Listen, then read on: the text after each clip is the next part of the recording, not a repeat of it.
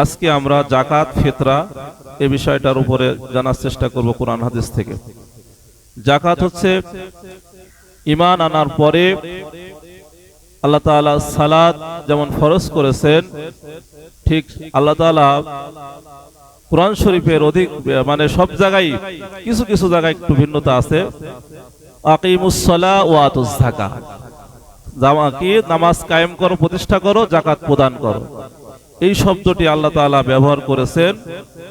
তো যেখানেই নামাজের কথা বলা হয়েছে যে নামাজ প্রতিষ্ঠা করো, সালাত প্রতিষ্ঠা করো, কায়েম করো, সেই সাথে সাথে যাকাত প্রদান করো, দুইটাই ফরজ ইবাদত। ঈমানটা আনা যেমন সর্বপ্রথম কাজ, আর ঈমান আনার সাথে সাথে তার উপরে যেমন নামাজ ফরজ হয়, অনুরূপভাবে বিত্তশালী যারা, ধনাঢ্য যারা, তাদের উপরে যাকাত ফরজ হয়। নিসাব পরিমাণ সম্পদের মালিকানা যদি তারা তাদের চন্দ্র মাসের 354 দিন, চন্দ্র মাসের 354 দিন যদি তার মালিকানায় 1 বছর পূর্ণ হয়, তাহলে বিত্তশালী যারা নিসাব পরিমাণ সম্পদ, সে নিসাব পরিমাণ সম্পদটা কতটুকু? 7.5 ভরি স্বর্ণা অথবা 52.5 ভরি রূপা। এইটার বাজার মূল্য, এই সম্পদটা যদি তার মালিকানাধীন 1 বছর পূর্ণ হয়, তাহলে তার উপরে যাকাত ফরজ হয়। আরো বিস্তারিত বিষয় আছে এখানে। স্বর্ণের দাম বর্তমান বাজার আর রূপোর বর্তমান বাজার দাম যেটা, এখন পার্থক্য। কিন্তু যেই সময় এই মাসালা দেওয়া হয়, যা এই হুকুম প্রদান করা হয়, সেই সময় 52.5 ভরি রূপা এবং 7.5 ভরি স্বর্ণর দাম সমপরিমাণ ছিল। কিন্তু এখন তো পার্থক্য। তাহলে কোনটার হিসাব করে যাকাত দিতে হবে? এই মাসালা বা এই হাদিসের ক্ষেত্রে এমন রয়েছে, সর্বশেষ কথা যেটা রয়েছে সেটা হচ্ছে এই গরিবের উপকার হবে, গরিবদের স্বার্থ জন্য উদ্ধার হবে, গরিবদের স্বার্থ যেটা ধরলে, সেটা স্বর্ণের দাম ধরলে নাকি রূপার দাম ধরলে। হাদিসে বলা হয়েছে যে গরিবদের উপকার হবে যেইটার হিসাব ধরলে। এখন স্বর্ণের দাম তো অনেক বেশি, সেই হিসাব করলে তো যাকাত অনেকের উপরেই ফরজ হবে না, কিন্তু রূপার দাম তো আবার কম, সেটার হিসাব করলে অনেকের উপরে যাকাত ফরজ হবে। তা হাদিসের ভাষাটা এমনই যে গরিবদের উপকার হবে যেইটার নিসাবটা ধরলে সেইটার হিসাবটাই ধরতে হবে আপনাকে আমাকে। তো সেই হিসাব করে ইসলামিক ফাউন্ডেশনের পক্ষ থেকে দিয়েছে, দেখলাম নেটে 2 লক্ষ কত হাজার সামথিং, যাই এই মুহূর্তে মনে নাই, এটা খুঁজলে অবশ্যই পাওয়া যাবে। বর্তমান এই বছরের 2 লক্ষ কত টাকা যদি তার মালিকানাধীন 1 বছর থাকে, তাহলে তার উপরে যাকাত ফরজ। কিন্তু স্বর্ণের দাম ধরলে কিন্তু 2 লক্ষ টাকায় কি 7.5 ভরি সোনার দাম হচ্ছে না। তো তাহলে ইসলামিক ফাউন্ডেশন এই মাসালা দিয়েছে কেন? ওই যে রূপার যে দাম, সেই হিসাব করেই তারা এটা করেছে যে 2 লক্ষ কত টাকা যেন, ওইটা দেখছি আমি। তো ওইটা যদি কারো মালিকানাধীন 1 বছরে থাকে, তাহলে তার উপরে কিন্তু যাকাত ফরজ। তো সম্মানিত হাজিরিন, আমরা কোরআন হাদিসের বিষয়ে আরো বিস্তারিত বলবো ইনশাআল্লাহ। এখন আমরা একটু যাকাতের বিষয়ে কোরআন এবং হাদিস থেকে কিছু জানার চেষ্টা করি। আল্লাহ তাআলা বলছেন, ওয়াইলুল লিল মুশরিকিন আল্লাযীনা লা ইউতুনাজ যাকাতা ওয়া হুম বিল আখিরাতি হুম কাফিরুন। আল্লাহ রাব্বুল আলামিন বলেন, ধ্বংস মুশরিকদের জন্য যারা যাকাত প্রদান করে না আর যারা আখিরাতে অবিশ্বাস করে। ধ্বংস কাদের জন্য? যারা মুশরিক, তাদের জন্য ধ্বংস। কেন? তারা হচ্ছে যাকাত প্রদান করে না আর তারা আখিরাতকেও বিশ্বাস করে না। এখন এই যে সূরা ফুসসিলাত আয়াত 6 এবং 7 আল্লাহ তাআলা জানালেন যে ধ্বংস মুশরিকদের জন্য, তার কারণ তারা যাকাত প্রদান করে না এবং আখিরাতে অবিশ্বাস করে। জাহান্নামীগণ যারা জাহান্নামে থাকবে, তাদেরকে প্রশ্ন করা হবে, কি জন্য তোমরা জাহান্নামে শাস্তি ভোগ করছো? তারা তাদের কুফরির কথা উল্লেখ করে স্বীকার করবে। সেই সময় তারা অকপটে স্বীকার করে নেবে এবং বলবে যে আমরা নামাজ এবং যাকাত ত্যাগের কথা বলতাম, অস্বীকার করতাম এবং নিজেরা এটা করতাম না। সেটাও আল্লাহ তাআলা কোরআনে বলছেন। আল্লাহ তাআলা বলছেন লাম নাকু মিনাল মুসাল্লিন ওয়া লাম নাকু নুতঈমুল মিসকিন, আমরা সালাত পালনকারীদের মধ্যে ছিলাম না, অর্থাৎ নামাজ আদায় করতাম না। লাম নাকু মিনাল মুসাল্লিন, মুসল্লিদের অন্তর্ভুক্ত আমরা ছিলাম না। ওয়া লাম নাকু নুতঈমুল মিসকিন, আর আমরা দরিদ্রগণকে খাওয়াতাম না, খাদ্য দান উৎসাহিত করতাম না, এটাকে অস্বীকার করতাম। এই যে আল্লাহ রাব্বুল আলামিন কাদের বিষয় বললেন? যারা সালাত পালনকারী নয়, যারা নামাজ আদায় করে না এবং যারা দরিদ্রগণকে খাদ্য দান করে না, খাদ্য দান উৎসাহিত হয় না, এদের সম্পর্কে আল্লাহ তাআলা বললেন যে এরা হচ্ছে জাহান্নামের অন্তর্ভুক্ত, এরা কুফরি করে, এটা অস্বীকার করছে। আর মুশরিকদের জন্য ধ্বংস কেন বলা হলো? তারা যাকাত প্রদান করে না এবং তারা আখিরাতকে অবিশ্বাস করে।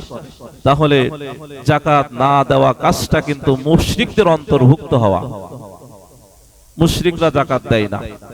এখন আমাদের যাদের উপর যাকাত ফরজ হয়েছে, আমরা যদি যাকাত না দিই, আমরা কিন্তু ওই এদের সাথে সামঞ্জস্য মিলিয়ে যাবে। কিন্তু এই জন্য আমাদের ধন সম্পদের মালিক আমরা যারা হয়েছি, আপনারা আপনাদের অবশ্যই নিসাব পরিমাণ সম্পদের মালিক যদি আপনারা হয়ে থাকেন হিসাব করে, তাহলে আপনাদের কি করতে হবে? যাকাত আদায় করতে হবে। বৈধ অবৈধভাবে মাল বৃদ্ধি করলে এবং সম্পদ সঞ্চয় করলে যে আপনি সম্পদশালী হবেন, তা কিন্তু হওয়া যাবে না। কারণ হচ্ছে আল্লাহ রাব্বুল আলামিন কোরআন শরীফে বলছে ইয়ামহাকুল্লাহুর রিবা ওয়া ইউরবিস সাদাকাত, যে আল্লাহর সুদের বৃদ্ধিকে ধ্বংস এবং নিশ্চিহ্ন করে দিয়েছেন, আর সাদকা অর্থাৎ যাকাতকে বৃদ্ধি করে দিয়েছেন। সুবহানাল্লাহ।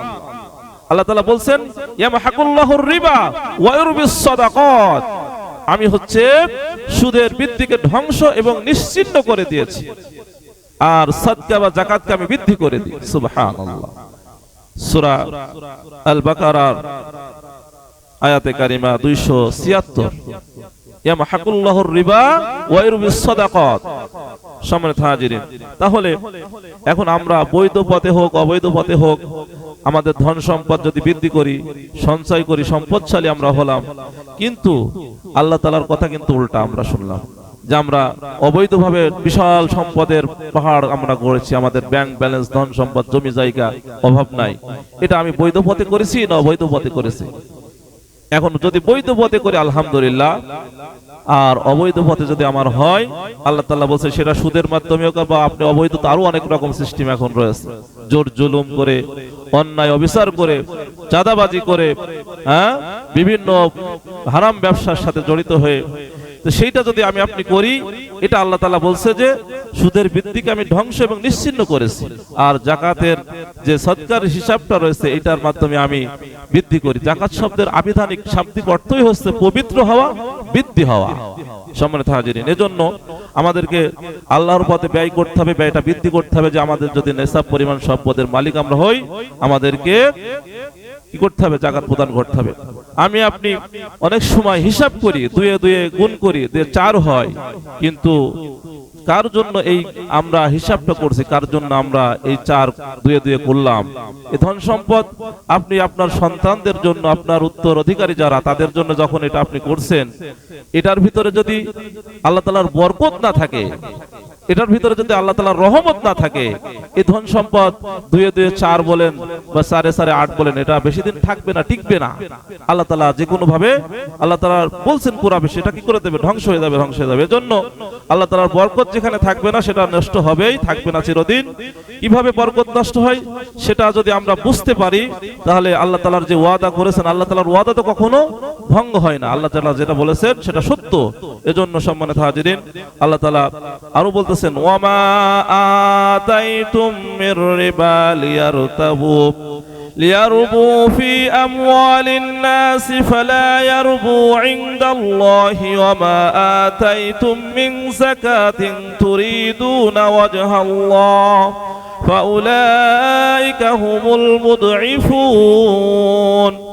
তোমরা মানুষের সম্পদ বৃদ্ধির জন্য যে বৃদ্ধি প্রদান করো, অর্থাৎ যে সুদ প্রদান করো, তা আল্লাহর নিকট বৃদ্ধি পায় না। আর আল্লাহর সন্তুষ্টি অর্জনের জন্য তোমরা যে যাকাত প্রদান করো, সেই যাকাতই হলো বহুগুণ বৃদ্ধিকারী। সুবহানাল্লাহ। সেই যাকাত বহুগুণ বৃদ্ধিকারী। আল্লাহ তাআলা সূরা আর-রুমের 39 নম্বর আয়াতে কথাটি বললেন যে তোমরা মানুষের ধন সম্পদ বৃদ্ধির জন্য যে বৃদ্ধি অর্থাৎ সুদ প্রদান করো, এই সুদ প্রদান করাটা আল্লাহর নিকট বৃদ্ধি পায় না, বরং আল্লাহ তাআলার সন্তুষ্টি অর্জনের জন্য তোমরা যে যাকাত প্রদান করো, সেই যাকাতই হলো বহুগুণ বৃদ্ধিকারী। সম্মানিত হাজিরিন, এজন্য আমাদেরকে রাসূল সাল্লাল্লাহু আলাইহি ওয়াসাল্লামের অসংখ্য হাদিস রয়েছে। রাসূল সাল্লাল্লাহু আলাইহি ওয়াসাল্লাম বলতেছেন, যে ব্যক্তি তিনটি কাজ করবে সে ঈমানের স্বাদ বা মজা পাবে। সেই তিনটা জিনিস কি?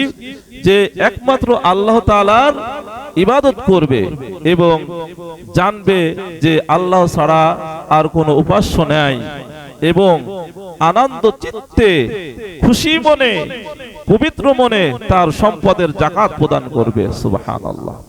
এই তিনটা জিনিস যখন সে করতে পারবে, তাহলে তার ঈমানের স্বাদ মজা সে পাবে। অনেক মানুষ আছে ভাই এমন যে তাদের কাছে পরকে উপকার করতে পারলে, দান সদকা দিতে পারলেই, পরকে উপকার করতে পারলেই, পরকে সাহায্য সহযোগিতা করতে পারলেই তার ভিতরে প্রশান্তি লাভ করে। আবার অনেকে কি করে? চিপ্পা ধরে রাখে, ছাড়তে চায় না। হ্যাঁ, অসহায় দরিদ্র গরিব আসলে তাদেরকে গলা ধাক্কা দিয়ে তাড়ায় দেয়, তাদেরকে নিরুৎসাহিত করে, তাদেরকে বলে যে অন্য জায়গায় দেখো। এজন্য সম্মানিত হাজিরিন, এই কাজটি করা যাবে না। আর যদি আপনি আপনার ঈমানের স্বাদ পেতে চান, তাহলে এক আল্লাহ তাআলার ইবাদত করতে হবে এবং আল্লাহ ছাড়া কোনো উপাস্য নাই, ইলাহ নাই, এটা স্বীকার করতেই হবে, মেনে নিতেই হবে। এবং যদি নিসাব পরিমাণ সম্পদের মালিক হয়ে থাকে, তাহলে খুশি মনে আল্লাহর সন্তুষ্টির জন্য যে রকম নামাজ আদায় করি, যে রকম রোজা রাখছি, সিয়াম সাধনা পালন করছি, যে রকম আমার হজ করে এসেছে, ঠিক অনুরূপ ভাবে আমাকে যাকাতটাও প্রদান করতে হবে। এটা হচ্ছে গরিবের অধিকার, গরিবের হক। আপনি যখন নিসাব পরিমাণ সম্পদের মালিক হয়েছেন, আপনার উপরে যখন যাকাত ফরজ হয়েছে, এই যতটুকু পরিমাণ সম্পদ আপনার, সেইটার যতটুকু পরিমাণ যাকাত আপনাকে দিয়ে দেওয়া লাগবে, ওইটা রাখা আপনার কাছে আর জায়েজ নাই। ওইটা যদি আপনি রাখেন, তাহলে গরিবের হক আপনি নষ্ট করলেন। সম্মানিত হাজিরিন, এজন্য আমরা অবশ্যই আমাদের বারবারই একই কথা আপনাদেরকে তুলে ধরতেছি। তিনটি বিষয় আল্লাহ রাসূল বলছেন যে আমি শপথ করে বলছি, তিনটি বিষয় আল্লাহ রাসূল শপথ করে বলছেন, যে ব্যক্তির ইসলামে অংশ আছে, যার ইসলামে আর কোনো অংশ নেই, এই দুইজন তো কখনো সমান হতে পারে না। সেই অংশদারিত্ব কি জিনিস? একটি হচ্ছে সালাত, একটি হচ্ছে সিয়াম, আর একটি হচ্ছে যাকাত। এই তিনটা জিনিস যারা করে আর যারা করে না, দুইজন কি সমান? আল্লাহ রাসূল এটা শপথ করেই বলছে যে আমি শপথ করে বলছি, যে ব্যক্তি ইসলামে অংশ আছে আর যার ইসলামে কোনো অংশ নেই, দুজনকে আল্লাহ কখনোই সমান করবেন না। ইসলামের অংশ তিনটি হচ্ছে সালাত, সিয়াম এবং যাকাত। তাহলে আল্লাহ রাসূল সাল্লাল্লাহু আলাইহি ওয়াসাল্লাম বলছেন, মান আদ্দা যাকাতাম মালিহি ফাকাদ যাহাবা আনহু শাররুহু, যে তার সম্পদের যাকাত প্রদান করে, তার সম্পদের অকল্যাণ এবং অমঙ্গল দূর হয়ে যায়। সুবহানাল্লাহ। আল্লাহ রাসূল কি বললেন? যে ব্যক্তি তার সম্পদের যাকাত প্রদান করে, তার সম্পদের কি হয়ে যায়? অকল্যাণ, অমঙ্গল, এটা আল্লাহ তাআলার পক্ষ থেকে দূর হয়ে যায়। ওই যে যাকাত শব্দের অর্থ পবিত্রতা হওয়া, বৃদ্ধি পাওয়া।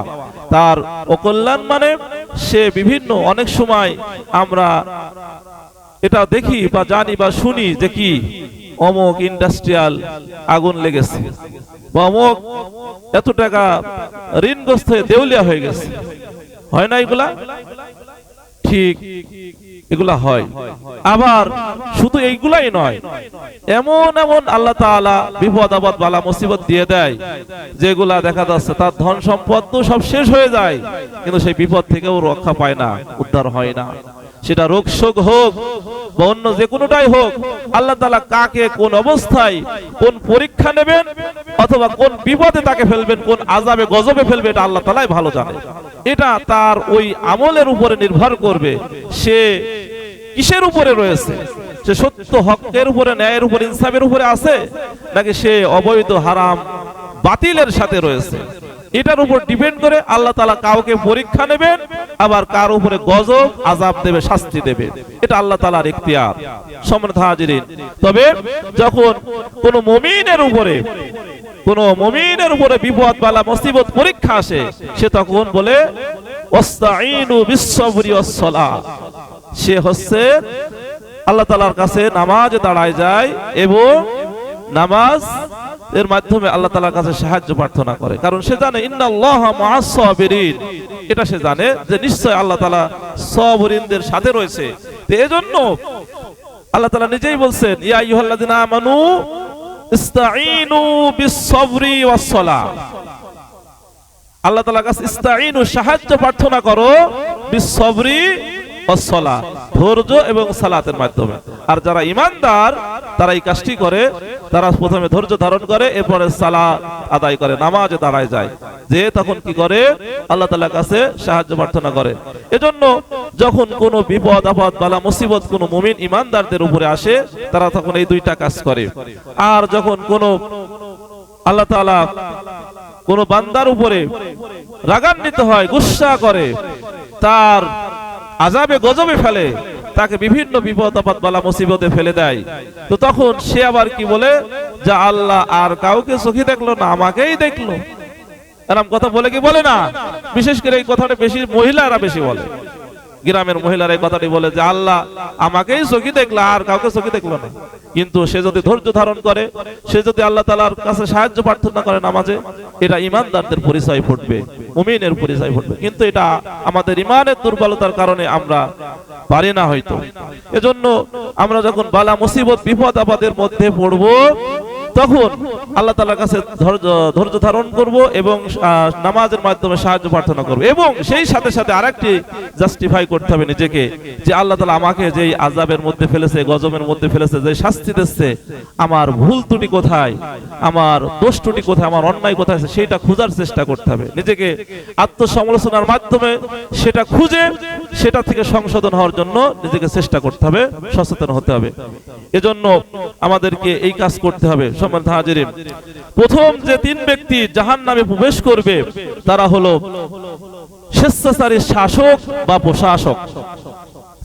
স্বেচ্ছাচারী শাসক বা প্রশাসক যারা, তারা সর্বপ্রথম জাহান্নামে প্রবেশ করবে। দুই নম্বরে সম্পদশালী ব্যক্তি, যে তার সম্পদের আল্লাহ তাআলার যে অধিকার রয়েছে, অর্থাৎ যাকাত তার উপর যে ফরজ হয়ে রয়েছে সেটা প্রদান করে না, দুই নম্বরে এই ব্যক্তি যাবে। তিন নম্বরে পাপাচারে লিপ্ত দরিদ্র ব্যক্তি, কারণ বলে অভাবে স্বভাব নষ্ট এবং দারিদ্রতায় তাকে অন্যায় গুনাহে পাপাচারের দিকে ঠেলে দেয়। এই যে অভাবে স্বভাব নষ্ট কথাটি এমনিতে আসি নাই, যখন সে ক্ষুধায় তার অন্ধকার দেখে চারিদিকে, তখন তার কাছে ভালো মন্দ ন্যায় অন্যায় অনেক সময় আর সে বিচার করতে পারে না। এজন্য এই যাকাত ভিত্তিক অর্থনৈতিক ব্যবস্থা যদি থাকে, আমরা জানি সোনালী যুগের ইতিহাস, আমরা এটা সবাই জানি, টাকার বস্তা নিয়ে ঘুরতেছে যাকাত দেওয়ার জন্য, অথচ যাকাত কে নেবে, কাকে দেবে, এই লোক খুঁজে পাওয়া যাচ্ছে না। সুবহানাল্লাহ, কি অবস্থা চিন্তা করে দেখেন। যাকাত দেবে বস্তা নিয়ে ঘুরে বেড়াচ্ছে, টাকা নিয়ে, যে যাকাত কাকে দেব সেই লোকটা কই, তাকে খুঁজে পাওয়া যাচ্ছে না। এমন একটি ঘটনা আছে যে একজন ব্যক্তি এভাবে তার টাকার বস্তা নিয়ে যাকাত দেওয়ার জন্য যখন খুঁজে খুঁজে কাউকে পাচ্ছে না, সে একটি গাছের নিচে তখন বসে বিশ্রাম নিচ্ছে, ক্লান্ত হয়ে গেছে খুঁজতে খুঁজতে, তখন আরেকজন ঠিক অনুরূপ ভাবে আরেক লোক আসছে, সেও যাকাতের ওই টাকা নিয়ে ঘুরে বেড়াচ্ছে, কাউকে দেবে বলে খুঁজে বেড়াচ্ছে। কিন্তু যখন সেও পাচ্ছে না, সে ওই গাছের কাছে আসার পরে দেখছে যে এই গাছের কাছে একজন লোক বিশ্রাম নিচ্ছে বা এখানে বসে আছে বা শুয়ে আছে। এই লোকটিকে দেখে তো মনে হচ্ছে উস্কো খুস্কো চুল, চেহারা মলিন, বা এই লোকটিকে মনে হয় যাকাত দেওয়ার মতো। তাও তখন তাকে জিজ্ঞাসা করছে যে ভাই, যে আমার কাছে কিছু যাকাতের অর্থ আছে বা টাকা আছে, আমি লোক খুঁজে পাচ্ছি না, আমি তোমাকে এই যাকাতটা দিতে চাই। তো তখন সে জবাব দিচ্ছে যে আমার কাছে এই বস্তাগুলো দেখছো, তোমার কাছে কি মনে হচ্ছে এর ভিতরে কি আছে? আমি কি এর ভিতরে ছেঁড়া খেতা কাপড় একটা জামা কাপড় নিয়ে ঘুরে বেড়াচ্ছি? আমার এর ভিতরে তোমার যে টাকা দেখাচ্ছ ওর ভিতর, ওর চাইতে এর ভিতরে আমার আরো বেশি টাকা রয়েছে। এটাও আমি এই জন্যই লোকের কাছে গিয়েছি, তা কাউকে পাই না যে যাকাত দেওয়ার মতো লোক। তাহলে এইটা ছিল অবস্থা সোনালী যুগে। যেই যুগটা ছিল আইয়ামে জাহিলিয়াত, অন্ধকারের যুগ, মূর্খতার যুগ, যেই সময় মানুষ মৃত্যুবরণ করলে জাহান্নাম ওয়াজিব হয়ে রয়েছে, মৃত্যুবরণ করলে তারা জাহান্নামে চলে যাবে। ওই যুগের মানুষগুলো আবার নবীজির সংস্পর্শে এসে কুরআন হাদিসের ইসলামের ছায়াতলে এসে তারা এমন একটি যুগ উপহার দিল, সেই সময় অর্থনৈতিক ব্যবস্থা এমন হয়ে গেল, যাকাত দেওয়ার জন্য লোক আছে কিন্তু নেওয়ার জন্য কোনো লোক নাই। সুবহানাল্লাহ। আর কি চান এই সোনালী যুগ? আর কি চান আপনারা? সম্মানিত হাজিরিন, তাহলে এখন আসেন, অনেক কথা শেষ করতে পারবো কিনা জানি না। যখন কোন সম্প্রদায়ের মধ্যে রাসূল সাল্লাল্লাহু আলাইহি ওয়াসাল্লাম বলছেন যে কিছু পাপ আছে, কঠিন কিছু পাপ, যেগুলা হচ্ছে শুধু আখিরাতেই নয় দুনিয়াতেও সেটার শাস্তি ভোগ করা লাগে। বিশেষত সে পাপগুলি হচ্ছে মানুষের অধিকারের সাথে জড়িত, মানুষের হক নষ্ট করার সাথে জড়িত।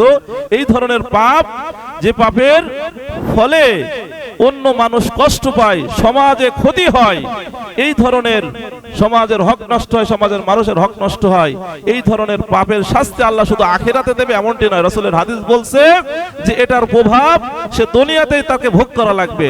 সম্মানিত হাজিরিন, এরূপ পাপ যদি সমাজে ব্যাপকভাবে ছড়িয়ে পড়ে তবে আল্লাহ তাআলা সেই সমাজের মধ্যে গজব দেবেন এবং সেই সমাজের সকলকেই তখন শাস্তি ভোগ করতে হবে। একজন সুফি দরবেশ আল্লাহওয়ালা লোক থাকবে, তাকে ছাড়তে হবে না, ওকে আগে ধ্বংস করা হবে। এরকম ঘটনাও আছে যে সে শুধু নিজেকেই আল্লাহ তাআলার উপরে শোভে রেখেছে, আল্লাহ তাআলার ইবাদতে মগ্ন আছে, ফেরেশতা আসে যায় বলছে আল্লাহ এখানে তুমি ধ্বংস করতে বলছো, এখানে তো তোমার নেককার সলিহিন বান্দা রয়েছে, তোমার আবেদ বান্দা রয়েছে, তোমার সব সময় সে 24 ঘন্টা তোমাকে স্মরণ করছে, ওকে আগে ধ্বংস করো, সহকারে ধ্বংস করো। কারণটা কি? ও শুধু নিজেকে বাঁচার জন্য চেষ্টা করেছে। এটা ইসলাম সাপোর্ট করে না কখনো।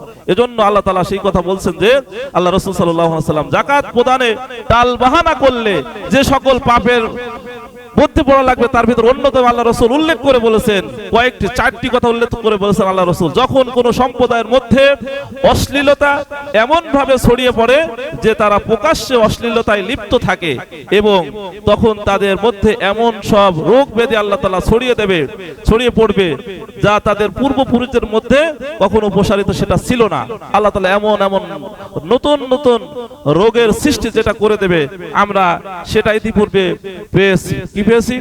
করোনা পেয়েছি, এইডস রোগ পেয়েছি, এ ধরনের অনেক নাম না জানা বিভিন্ন সময় বিভিন্ন রোগ কিন্তু আল্লাহ তাআলা আরো সামনে দেবে। যখন কোন সম্প্রদায়ের মধ্যে অশ্লীলতা, বেহাইয়াপনা এবং প্রকাশ্য অশ্লীলতার যখন মানুষ লিপ্ত হয়ে যাবে তখন কি হবে? এই বিভিন্ন ধরনের রোগ ব্যাধি আল্লাহ তাআলা ছড়াই দেবে, যেটা কোনোদিন পূর্বে ছিল না। 2 নম্বরে, যখন কোন সম্প্রদায়ের মানুষ ওজনে কম দেবে বা ভেজাল করবে, ওজনে কম দেবে বা ভেজাল করবে, তারা তখন দুর্ভিক্ষ, জীবনযাত্রার কাঠিন্য এবং প্রশাসন বা ক্ষমতাশীলদের অত্যাচারের শিকার হবে।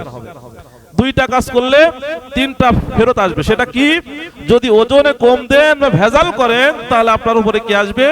কঠিন দুর্ভিক্ষ আসবে, জীবনযাত্রার মান কঠিন হয়ে পড়বে এবং প্রশাসন বা ক্ষমতাশীলদের কাছ থেকে অত্যাচারের শিকার হতে হবে।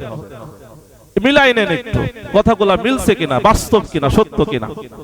এটা কিন্তু কোনোটাই অবাস্তব না, যেটা একদম সত্য, পুরো বাস্তব মিলে যাচ্ছে এগুলা।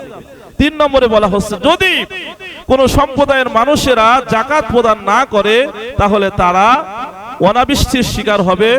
যদি পশু পাখি না থাকতো তাহলে তারা বৃষ্টি থেকে একেবারেই বঞ্চিত হতো। খুব শক্ত কঠিন কথা। আল্লাহ তাআলা যতটুকু দেয় কাদের জন্য দেয়? ওই পশু পাখির জন্য দেয়। যদি কোনো সম্প্রদায়ের লোকেরা যাকাত দিতে তালবাহানা করে, যাকাত প্রদান না করে, তাহলে কি হতো? অনাবৃষ্টি, আর কখনো বৃষ্টি দিত না আল্লাহ তাআলা। কেন দেয় মাঝে মধ্যে ওইটুক? যেন পশু পাখিরা খেয়ে বাঁচতে পারে। যখন কোনো সম্প্রদায়ের মানুষ আল্লাহ ও তার রাসূলের ওয়াদা এবং আল্লাহর নামে প্রদত্ত ওয়াদা ভঙ্গ করে, তখন আল্লাহ তাদের কোনো বেজাতীয় শত্রুকে তাদের উপর ক্ষমতাবান করে দেন, যারা তাদের কিছু সম্পদ নিয়ে যায়। কথা কি বুঝতেছেন? যখন কোন সম্প্রদায়ের মানুষ আল্লাহ এবং তার রাসূলের সাথে কিন্তু ওয়াদাকে কি করে, ভঙ্গ করে, তখন তাদের উপরে এমন কোন বেজাতীয় শত্রুকে তাদের উপরে ক্ষমতা দেওয়া হয়, এই ক্ষমতা দেওয়ার কারণে তাদের কাছ থেকে তাদের ধন সম্পদ লুটে নিয়ে যায়। সম্মানিত হাজিরিন, আর যদি কোন সম্প্রদায়ের শাসক বর্গ নেতাগণ আল্লাহর কিতাব অনুযায়ী বিচার শাসন না করে এবং আল্লাহর বিধানের সঠিক ন্যায় অনুপ্রয়োগের জন্য সাধ্যমতো চেষ্টা না করে, তখন আল্লাহ তাআলা তাদের মধ্যে পরস্পর মতবিরোধ সৃষ্টি করে দেয়, পরস্পরের মধ্যে শত্রুতা সৃষ্টি করে দেয়, আর তারা তাদের বীরত্ব একে অপরকে দেখাতে থাকে। এটা যে কথাগুলো বললাম সবগুলা বাস্তব, যে আজকে আমাদের সমাজে এগুলো চলতেছে। যে কি চলতেছে আমাদের মধ্যে, যেটা চলতেছে, আমরা যখন কোরআন হাদিসের ন্যায় সঠিক বিচার করতেছি না, করার চেষ্টাও করতেছি না, তখন আমাদের মধ্যে পরস্পরের মধ্যে কিন্তু শত্রুতা, মতবিরোধ এটা সৃষ্টি হয়ে গেছে, এবং আমরা একে অপরকে আমাদের বীরত্ব দেখাচ্ছি, আমাদের বড়ত্ব প্রকাশ করার জন্য চেষ্টা করতেছি।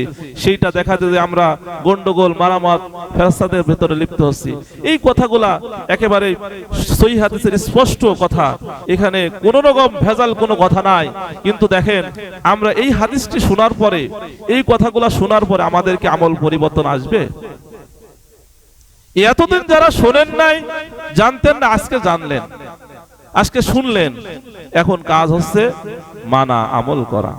আর যদি আমল আমরা করতে না পারি, এর জন্য আমরাই দায়ী থাকবো। সম্মানিত হাজিরিন, কথা খুব বেশি নয়, অল্প কথা শেষ করতে চাচ্ছি। আল্লাহ রাব্বুল আলামিন মূলত 5টি বিষয়ের উপরে যাকাত ফরজ করেছে। তার মধ্যে একটি হচ্ছে বিচরণশীল উট, গরু, ছাগল ইত্যাদি গৃহপালিত পশু। এরপরে সোনা রূপা, নগদ টাকা, ব্যবসায় বা বিক্রয়ের জন্য রক্ষিত দ্রব্য। আর 5 নম্বর বলা আছে কৃষি উৎপাদন, ফল বা ফসল। এই 5টা জিনিসের উপরে যাকাত ফরজ করা হয়েছে। তবে 1 নম্বর যেটা বলা হয়েছে যে বিচরণশীল উট, গরু, ছাগল ইত্যাদি, এইগুলা বর্তমানে এখন আর নেই। কেন? এই বিচরণশীল খোলা ময়দানে এখন আর এই ধরনের কোনো উট, গরু, ছাগল পাওয়া যায় না, যার কারণে এটা এখন বিলুপ্ত হয়ে গেছে, রহিত হয়ে গেছে, এটার হুকুম আর নাই। বাকি 4টা সোনা রূপা, নগদ টাকা, ব্যবসায় বিক্রয়ের জন্য যে সমস্ত দ্রব্য আছে সেগুলা, এবং কৃষি উৎপাদনের যে ফল এবং ফসল। এই কৃষি উৎপাদনের ফল এবং ফসলটা আবার হচ্ছে যেটা যাকাত হয়, সেটাকে বলা হয় ওসর। এটার হিসাব আবার ভিন্ন। আমরা আপনাদেরকে শুধু এতটুকু বলতে চাই যে যাকাতের হিসাবে সোনা রূপা এবং নগদ টাকা এবং ব্যবসায়ের পণ্য, এই 3টা বিষয়ের আমাদের নিসাব পরিমাণ সম্পদ আমাদের হিসাব করতে হবে। এবং যাকাতের যে খাত রয়েছে, আল্লাহ তাআলা কুরআন শরীফে যাকাতের খাতের কথা উল্লেখ করে দিয়েছেন। সূরা তাওবার মধ্যে 7 নম্বর আয়াত আল্লাহ তাআলা বলছে, ইন্নামাস সাদাকাতু লিল ফুকারাই ওয়াল মাসাকিনি ওয়াল আমিলিনা والعاملين عليها والمعلفة قلوبهم وفي الرقاب والغارمين وفي سبيل الله وابن السبيل فريضة من الله والله عليم حكيم। আল্লাহ তাআলা বলছেন যে নিশ্চয় সাদকা অর্থাৎ যাকাত শুধুমাত্র অভাবীদের জন্য, এরপরে সম্বলহীনদের জন্য, যারা এ খাতে কর্ম করে তাদের জন্য, যাদের অন্তরে আকর্ষিত করতে হবে তাদের জন্য, দাস মুক্তির জন্য, ঋণগ্রস্তদের জন্য, আল্লাহর রাস্তায় এবং মুসাফিরদের জন্য। 7টি খাত বলা, 8টি খাত বলা হয়েছে। 1 নম্বর হচ্ছে অভাবী, যারা ফকির, মিসকিন না, ফকির, দরিদ্র যারা। অভাবী বলতে ফকিরদেরকে বোঝানো হয়েছে কিছু সম্পদ আছে যেইটুক দিয়ে তারা চলতে পারে না, অভাবগ্রস্ত অবস্থায় রয়েছে, এদেরকে ফকির বলা হয়। আর মিসকিন কারা? যারা হচ্ছে গরিব ভদ্রলোক, বাংলা কথায়, যারা উপর থেকে বোঝা যায় না যে এদের কিছু নাই, কিন্তু আপনার কাছে শরমে লজ্জায় চাইবেও না, এদেরকে মিসকিন বলা হয়। সম্মানিত হাজিরিন, এবং এই সমস্ত লোকদেরকে নিজের আত্মীয় স্বজন যারা রয়েছে খোঁজ করে করে যে আমার কোন আত্মীয়টা আমার কাছে আসে না কিন্তু কষ্টে রয়েছে, অভাবে রয়েছে, সে তো আমার কাছে হাত পাতে না, চাই না, কিন্তু কষ্টের মধ্যে রয়েছে, তাকে যাকাত দিতে হবে। এবং যাকাত দেওয়ার নিয়ম এমন ওই জাকাতের লুঙ্গি জাকাতের শাড়ি এটা কখনো আপনারা করবেন না, কারণ জাকাতের কোনো শাড়ি নাই, লুঙ্গি নাই, এটা আমরা নিজেরা বানিয়ে এনেছি। জাকাত দিতে হয় এমন ভাবে, আজকে এই বছর আমি জাকাত দেবো যাকে, সে যেন আগামী বছর আর জাকাত পাওয়ার উপযোগী না থাকে, তাকে এমন একটি অবস্থা তৈরি করে দেওয়া, পরবর্তী বছর ঘুরতে ঘুরতে যেন সে নিজে জাকাত দিতে পারে এমন একটা অবস্থা তাকে তৈরি করা। এটা হচ্ছে হাদিসের হিসাব।